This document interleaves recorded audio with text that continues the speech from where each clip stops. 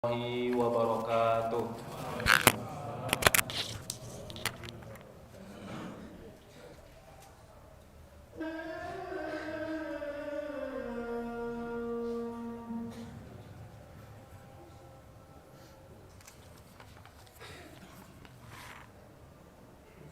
Innal hamdalillah nahmaduhu wa nasta'inuhu wa nastaghfiruh wa na'udzu billahi min syururi anfusina wa min sayyiati a'malina may yahdihillahu fala mudhillalah wa may yudlil fala hadiyalah.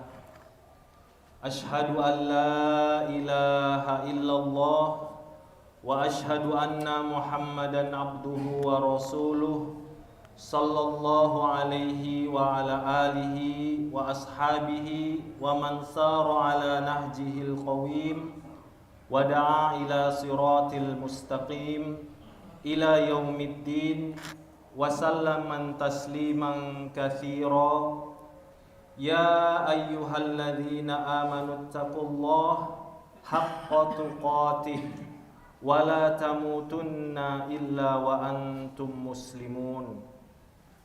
Amma ba'du, jamaah Jumat Masjid Al-Muslim yang dirahmati oleh Allah Subhanahu wa taala. Mengawali khutbah pada siang hari ini, khatib berwasiat kepada kita semua, khususnya kepada diri khatib pribadi, untuk marilah kita senantiasa meningkatkan kualitas keimanan, kualitas ketakwaan kepada Allah Subhanahu wa taala dengan melakukan kewajiban kita sebaik-baiknya. Kemudian kita berusaha untuk meninggalkan hal-hal yang dilarang oleh Allah Subhanahu wa taala. Shalawat dan salam tercurah kepada habibana Nabi akhir zaman, Nabi Muhammad sallallahu alaihi wasallam. Jamaah Jumat yang mudah-mudahan dirahmati oleh Allah Subhanahu wa taala, dalam khutbah Jumat ini marilah kita merenung sejenak sejauh mana kita sudah berbakti kepada kedua orang tua kita. Berapapun umur kita di dunia, 10 tahun, 20 tahun, 30 tahun, bahkan sampai sekarang mungkin ada yang sudah 70 tahunan. Hadirnya kita di dunia tidak dapat dipungkiri merupakan sebuah pengorbanan yang luar biasa dari orang tua kita, khususnya ibu kita. Allah Subhanahu wa taala memerintahkan kita untuk senantiasa ingat kepada jasa kedua orang tua, khususnya ibu. Dalam surat Luqman surat ke-31 ayat ke-14, Allah Subhanahu wa taala memberi peringatan. A'udzu billahi minasyaitonir rajim. Wa wassaynal insana biwalidayhi hamalathu ummuhu wahnan ala wahnin wa fisaluhu fi amain anishkurli waliwalidaik ilayyal masir. Dan kami perintahkan kepada manusia untuk berbuat baik kepada kedua orang ibu bapaknya. Ibunya itu telah mengandungnya dalam keadaan yang lemah, kemudian bertambah-tambah lemahnya, dan ibunya menyapihnya dalam usia 2 tahun. Maka bersyukurlah kepadaku dan kepada kedua orang ibu bapakmu, hanya kepadakulah tempat kembalimu.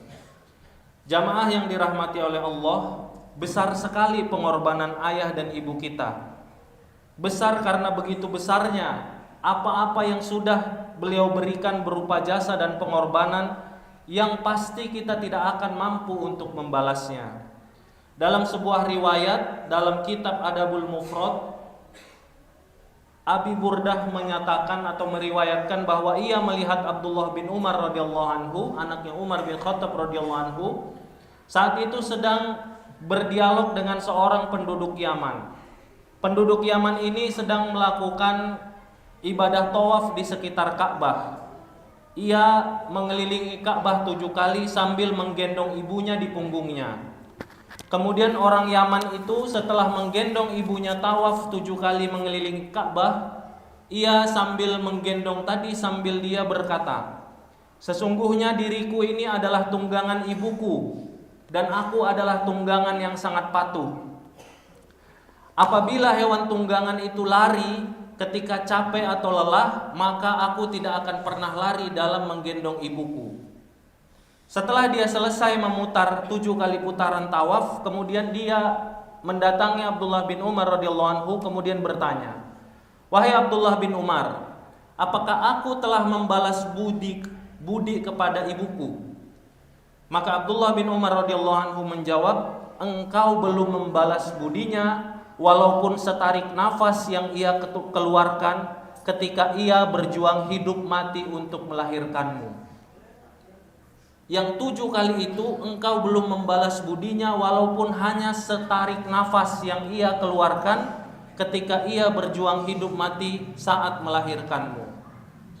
Kemudian Bapak dan adik-adik jamaah Jumat yang mudah-mudahan dirahmati oleh Allah Subhanahu wa taala, kalau kita ingat masih dari Abdullah bin Umar radhiyallahu anhu, sebuah hadis sahih yang diriwayatkan oleh Imam Bukhari dan Imam Muslim bercerita tentang sebuah kisah yang sangat masyhur, kisah 3 orang di dalam gua.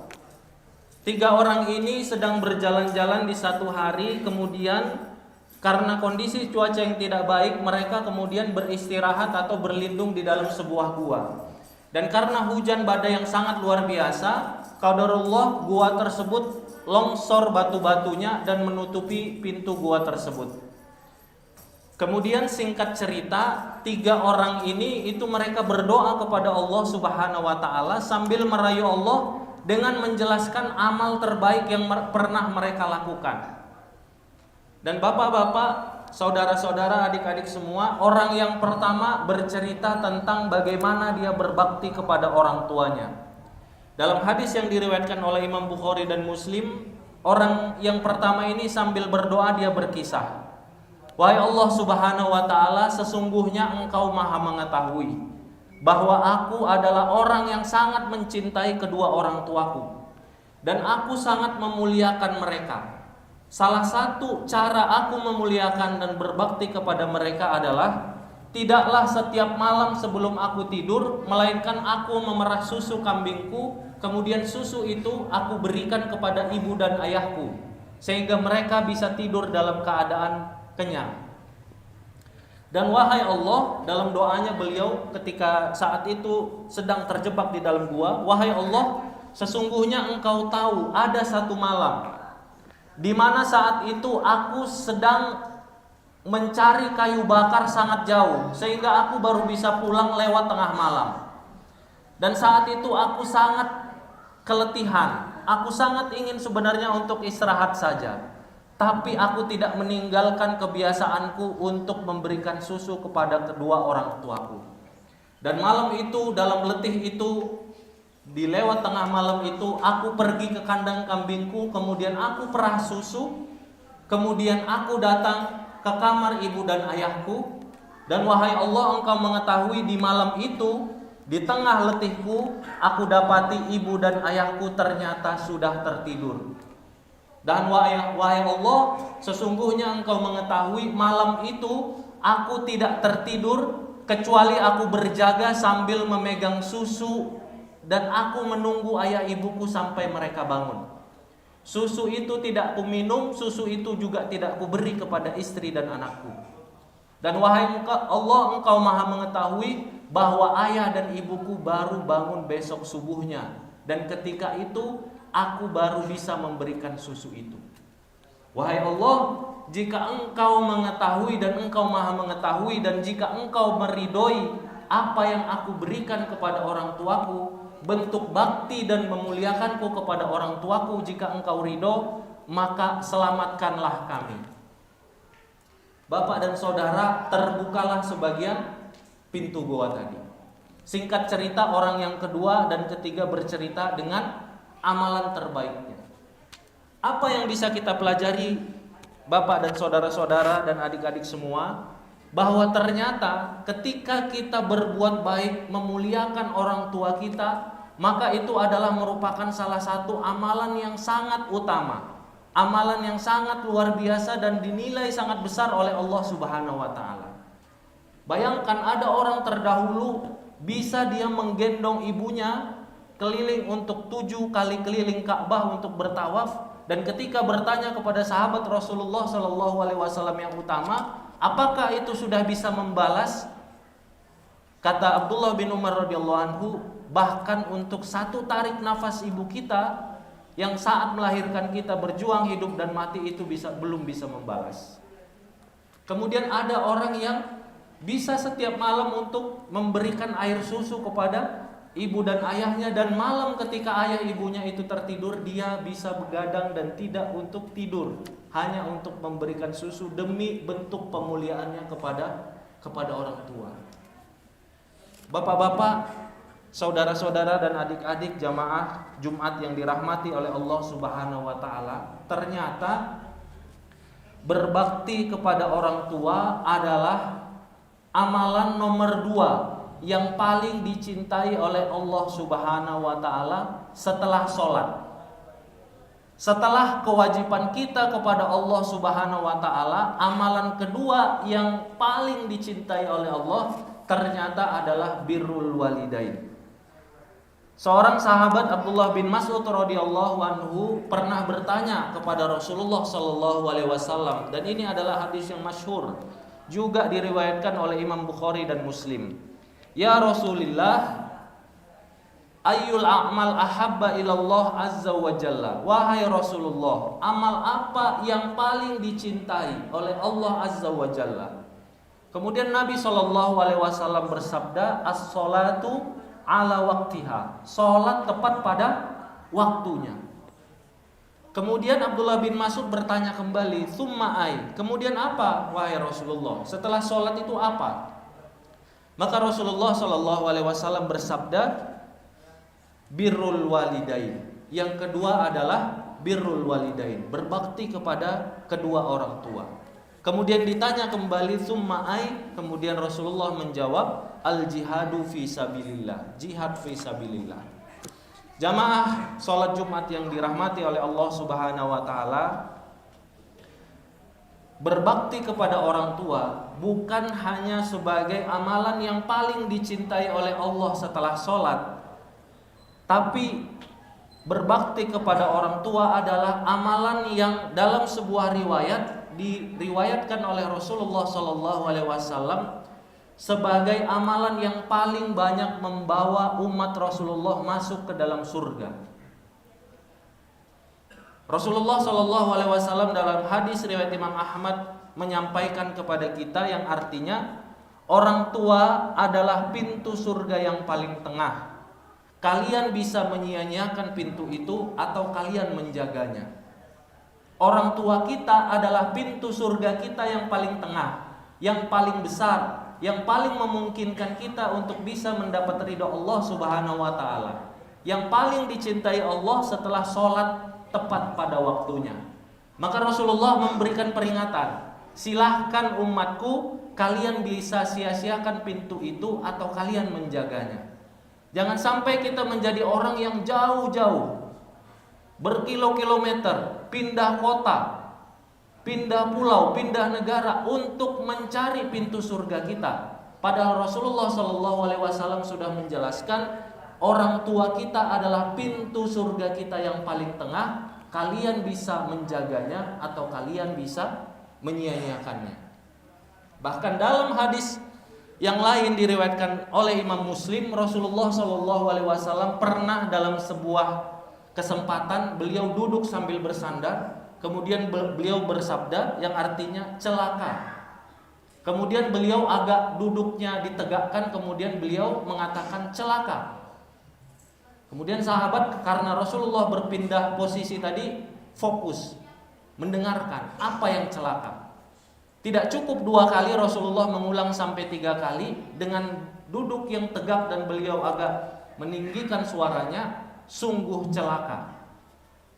Para sahabat mendengarkan dengan penuh khusyuk dan penuh perhatian apa yang sampai dikatakan oleh Rasulullah, celaka, celaka dan sungguh celaka.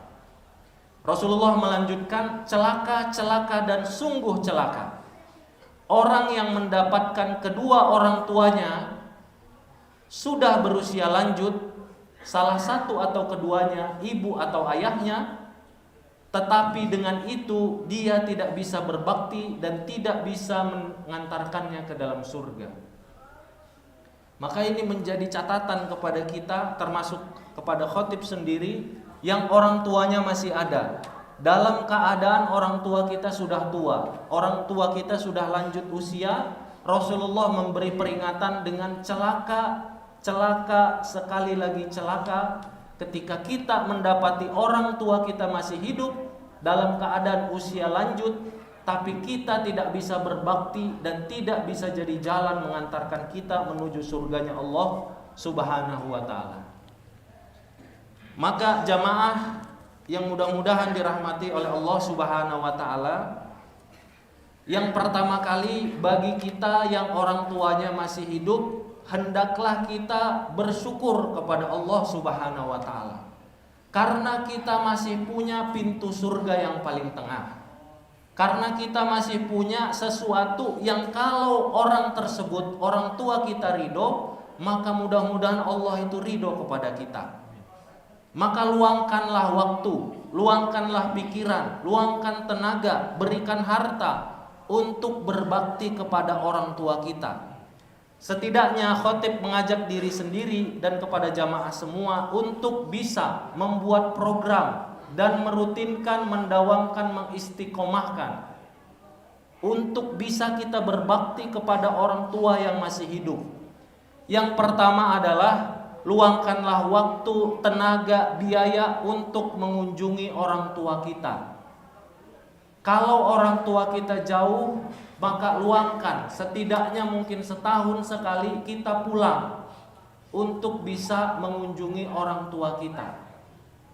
Ada orang tua yang ketika kita pulang bisa membukakan pintu, bisa kita lihat wajahnya, itu adalah sebuah nikmat yang luar biasa.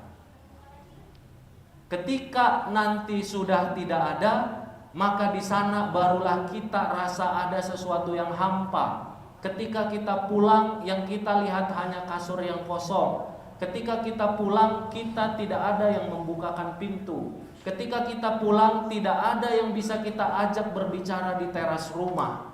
Ketika kita pulang, kita makan di meja makan sendirian. Maka kalau masih ada orang tua, luangkanlah waktu, luangkan tenaga, luangkan biaya. Sedapat mungkin kita bisa mengunjungi orang tua kita.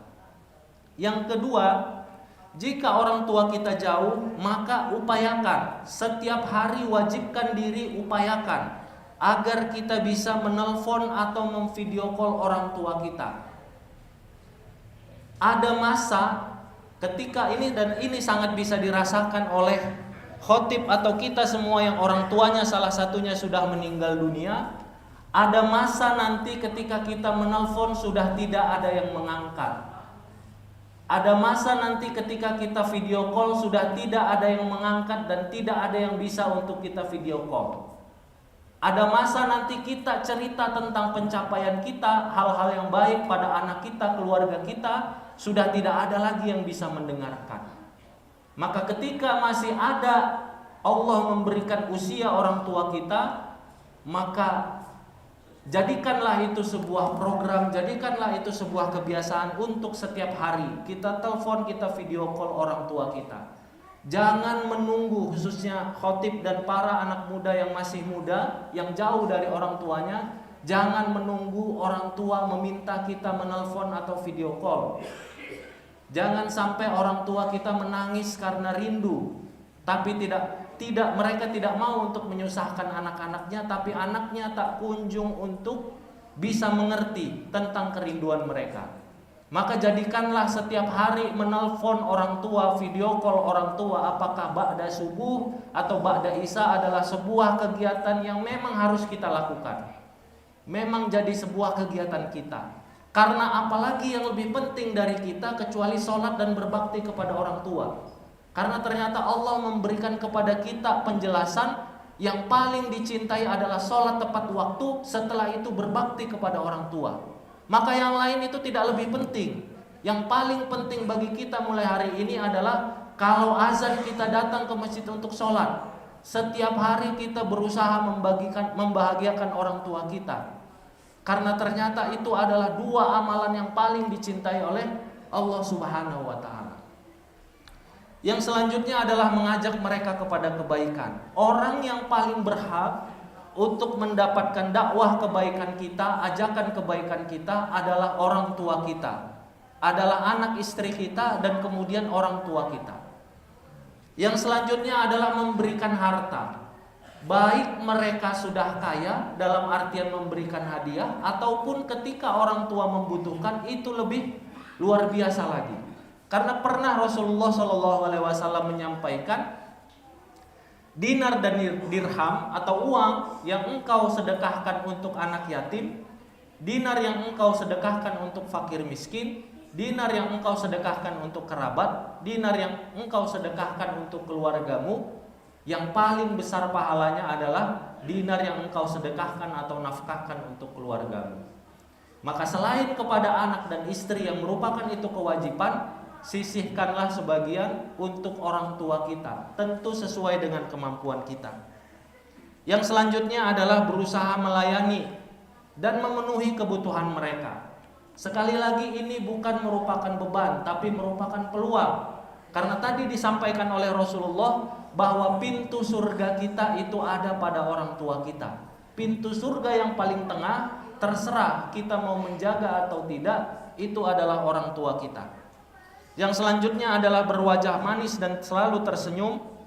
Selanjutnya berkata-kata yang baik, lembut dan menyenangkan hati. Dan yang terakhir yang tidak lupa adalah senantiasa mendoakan orang tua kita. Sehabis sholat kita wajibkan diri kita juga, kita berusaha agar itu menjadi sebuah kegiatan yang senantiasa kita dawamkan untuk senantiasa mendoakan orang tua kita. Semoga Allah Subhanahu wa taala menolong kita, memberikan keistiqomahan kepada kita untuk bisa memaksimalkan bakti kepada orang tua dan menjadikan jalan untuk meraih ridho Allah Subhanahu wa taala. Aku liqauli hadza astaghfirullah li wa lakum walisairil muslimina wal muslimat wal mu'minina wal mu'minat fastaghfiruh innahu huwal ghafurur rahim.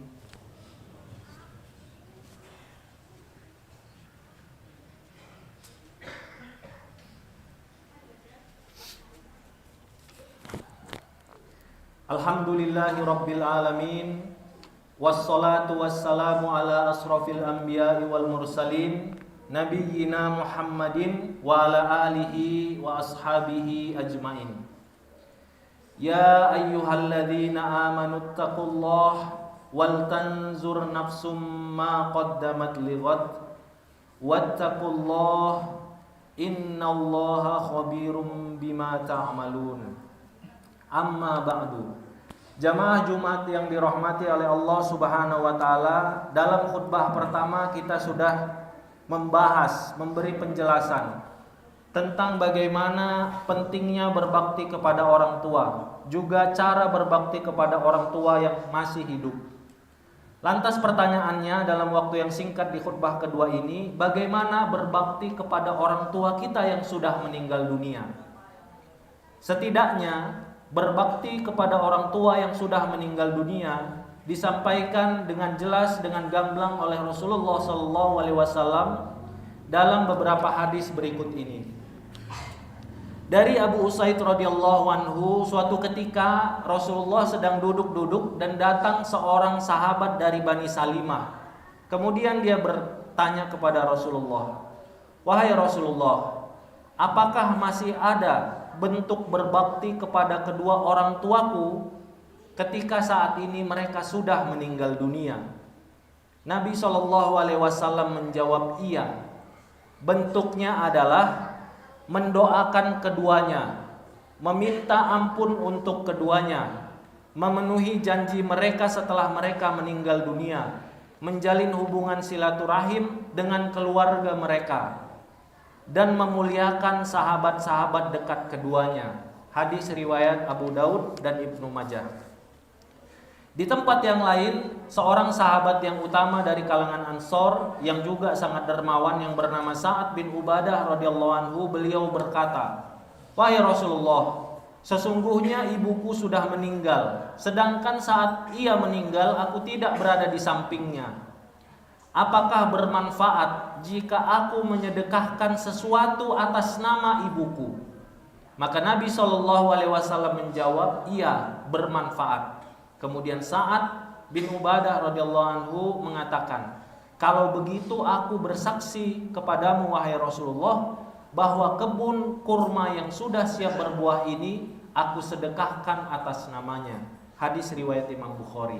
Di tempat lain Sa'ad bin Ubadah menyedekahkan atau berwakaf atas sumur yang dimilikinya.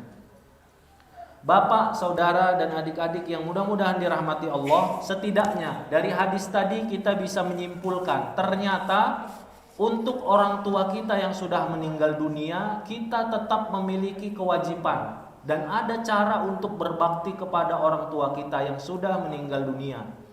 Yang pertama, seperti yang disampaikan Rasul, adalah mendoakan kedua orang tua yang sudah meninggal dunia. Yang kedua adalah meminta ampun untuk orang tua kita. Rabbighfirli wali walidayya, memohon ampun untuk kedua orang tua. Yang ketiga adalah memenuhi janji atau wasiat ketika mereka masih hidup, mereka punya janji atau hutang atau wasiat, maka kita penuhi ketika mereka sudah meninggal dunia. Yang selanjutnya adalah menjalin hubungan silaturahim dengan keluarganya. Adik-adiknya, kakak-kakaknya wajib untuk kita tetap jaga dan memuliakan mereka sebagai bentuk bakti kita kepada orang tua yang sudah meninggal dunia.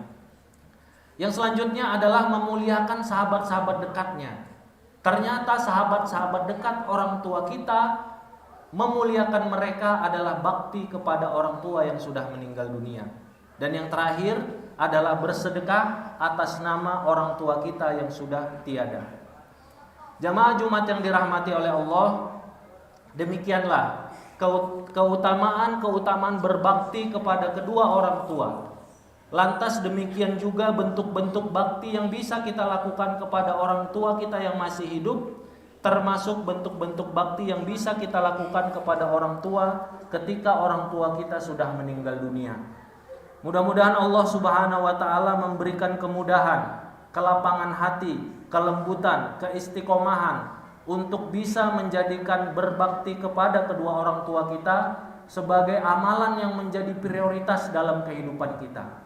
Mudah-mudahan bahagia, senyum, kebahagiaan orang tua kita merupakan salah satu cita-cita yang menjadi amalan-amalan terbaik yang bisa kita upayakan dan senantiasa kita dawamkan. Untuk itu mudah-mudahan Allah Subhanahu wa taala bisa memberikan keistiqomahan, kemudahan kepada kita.